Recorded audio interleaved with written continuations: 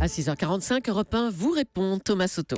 C'est donc François Hollande en personne qui a annoncé la bonne nouvelle hier soir. Lundi, c'est le ministre de la Défense, Jean-Yves Le Drian, qui s'envolera pour l'Égypte et ira signer le contrat des Rafales. 24 avions vendus donc aux Égyptiens. Bonjour Jean Guinel. Bonjour. Vous êtes journaliste au Point et spécialiste éminent des questions militaires. 24 avions plus une frégate vendue pour quelque chose comme 5 milliards 200 millions d'euros.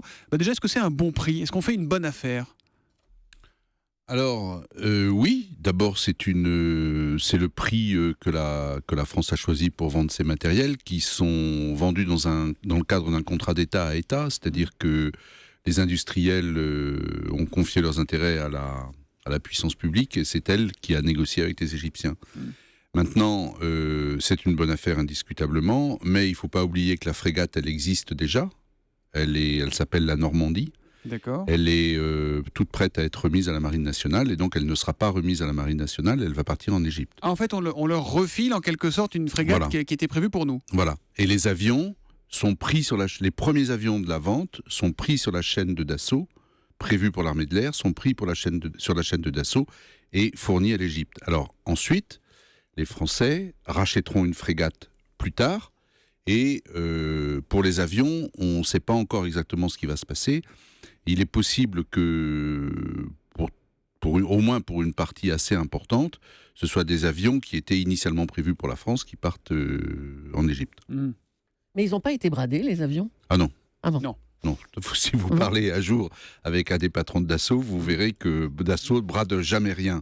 Au contraire, c'est-à-dire Dassault offre un service tout à fait éminent, tout à fait important.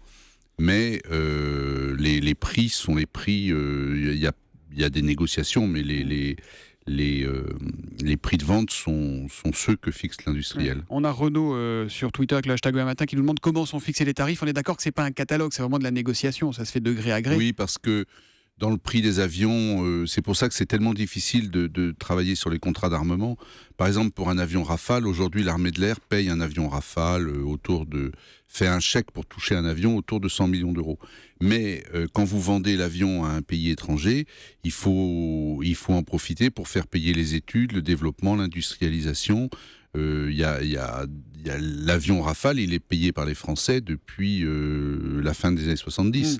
Donc tout ça est évidemment intégré dans le prix de vente. C'est intéressant ce que vous dites, l'avion est payé par les Français. Parce qu'on entend dire que le contribuable français pourrait payer une partie de ses avions pour l'Égypte via la COFAS. Est-ce que vous pouvez nous expliquer ça simplement, Jean Guinel ? C'est tout simplement une assurance que l'État accorde ou n'accorde pas à l'industriel. C'est-à-dire, l'industriel vend, mettons que le Rafale... Donc la Dassault vend en Égypte ? Le Dassault vend en Égypte, mettons que le prix c'est 100, et bien là, dans ce cas précis, il y a 50%, il y a 50 qui sont garantis par l'État français. C'est-à-dire, si jamais l'Égypte était défaillante, ce qui peut arriver, c'est l'État français... Souvent ou pas dans ces cas-là écoutez, ça risque d'arriver sur le Mistral, par exemple. C'est-à-dire, si la France ne livre pas le Mistral, c'est vous, moi et Madame Julie qui allons payer les bateaux. Et parce que les bateaux sont cofassés, justement. Mais a priori, l'Égypte va payer sa commande. Enfin, c'est comme le principe. Alors, les États qui achètent des armes, en général, payent toujours leurs armements avant de payer quoi que ce soit d'autre. Alors, on a un tweet à l'instant de Pascal Richer, qui est le cofondateur de Rue 89 et directeur adjoint de l'Obs, et qui vous demande, la vente de Rafale à un pays de l'instable Moyen-Orient n'est-elle pas un peu irresponsable ? Est-ce qu'on a raison de vendre à l'Égypte ? Eh bien, le ministre de la Défense disait, pas plus tard que dimanche à votre micro, qu'il fallait faire attention quand on livrait des armes, et c'était pour argumenter contre la vente d'armes à l'Ukraine. Mais il ne s'est pas écouté, alors là, Jean-Yves Le Drian c'est pas encore qu'il ne s'est pas rendez-vous écouté, c'est que le contexte n'est pas le même. Aujourd'hui, la France ne réinterviendra sans doute pas de sitôt en Libye, et les interventions extérieures en Libye qui se produisent depuis quelques mois se produisent notamment avec l'appui des Égyptiens. Ça veut dire aussi qu'on compte sur l'Égypte pour stabiliser un peu toute la région ? On compte sur l'Égypte, en tout cas, pour taper sur les islamistes en Libye. Ça s'appelle en stratégie, on appelle ça l'utilisation des proxys. Donc peu importe si le maréchal Al-Sisi n'est pas le plus grand démocrate de la planète, ça rentre pas en ligne de compte. Écoutez, ça rentre sans doute dans la discussion, mais quand vous voyez que la France négocie en ce moment des ventes d'armes à l'Arabie, au Qatar, vend à l'Égypte, et le critère des droits de l'homme n'est pas le premier aujourd'hui, certainement. Le respect des droits de l'homme n'est pas le premier. On a un petit tweet d'Yves Nogood qui nous dit « Vendre des Rafales aux Égyptiens, c'est bien, à condition qu'ils ne les utilisent pas contre nous après. » Bon, a priori, on n'a pas de relation trop tendue avec les Égyptiens. Et les contrats précédents, Jean Guinel, avec l'Inde, avec le Brésil, pourquoi n'ont-ils finalement jamais été signés? Parce que là, on est tellement content d'avoir enfin réussi à vendre nos Rafales. Le contrat avec le Brésil, c'est une situation particulière, c'est-à-dire qu'il a été annoncé et il a provoqué à l'époque, il y a 3-4 ans, les mêmes enthousiasmes que ceux qu'on entend depuis hier soir. Mais il n'a jamais été signé.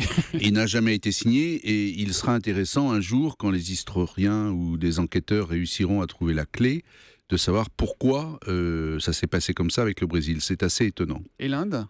L'Inde, on nous parlait pareil d'un gros contrat. Alors l'Inde, mais c'est un contrat énorme, c'est 6 fois le contrat d'Égypte. Mais il y a les négociations avec les Indiens sont toujours extrêmement complexes. Les Anglais, qui ont vendu beaucoup d'avions il y a quelques années, ont négocié pendant 30 ans. Et là, les Indiens demandent à assembler les avions eux-mêmes, et exige que Dassault soit responsable de la bonne finition des avions que les Indiens construisent. En tout cas, c'est pas mort avec l'Inde. C'est pas mort, mais ça va pas bien en ce moment. Est-ce qu'on vend notre technologie en même temps que nos avions ? Ah ben oui. Est-ce qu'on leur apprend à fabriquer leur propre Rafale ? On leur donne le mode d'emploi, quoi. Comme on le fait parfois avec les Airbus. On sait que certains pays achètent des Airbus à condition de savoir comment on les fait. L'état du savoir-faire des industriels français, parce que Dassault en fait est un peu un assembleur, est un architecte et un assembleur. Donc un avion comme celui-là, les pièces, les éléments sont fournis par Safran, Thales, les fabricants d'armement. Et tout ça, ce sont des technologies qui sont au summum de ce que peut faire l'appareil industriel français. Donc c'est pas demain la veille que les Égyptiens seront arrivés à ce niveau de compétence. On n'en est pas encore à la contrefaçon de Rafale par les Égyptiens. Pas du tout. Est-ce que ça reste le bijou technologique que l'on veut bien nous dire, le Rafale ? Parce qu'il est plus tout neuf, il a été mis en service, je crois, en 2004, les premiers.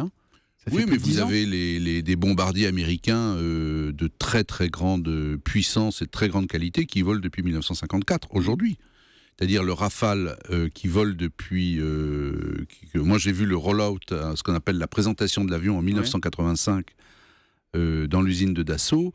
L'avion qui vole aujourd'hui n'est plus vraiment celui qui existait au début des années 80. C'est-à-dire, c'est un avion qui évolue en permanence. Ses équipements, ses moteurs, tout ça évolue tout le temps. Et il va encore voler pendant 20 ou 30 ans. Oui, c'est pas le modèle de la voiture qui reste figé pendant 10 ans. Non, dans l'avenir, les avions ou ces avions-là vont voler pendant 50, 60, 70 ans. Et puis on se dit peut-être que le fait de voir ces Rafales sur différents théâtres d'opérations militaires en ce moment, ça aide à les vendre. C'est peut-être une vitrine aussi, ça peut jouer. Écoutez, ça peut convaincre le Qatar, peut-être qu'il voudrait en acheter aussi. Les avions de guerre sont faits pour faire la guerre, donc ce qui serait un handicap, c'est qu'ils ne la fassent pas, qu'ils ne soient pas utilisés à la guerre. Le fait qu'ils soient utilisés à la guerre, c'est leur fonction.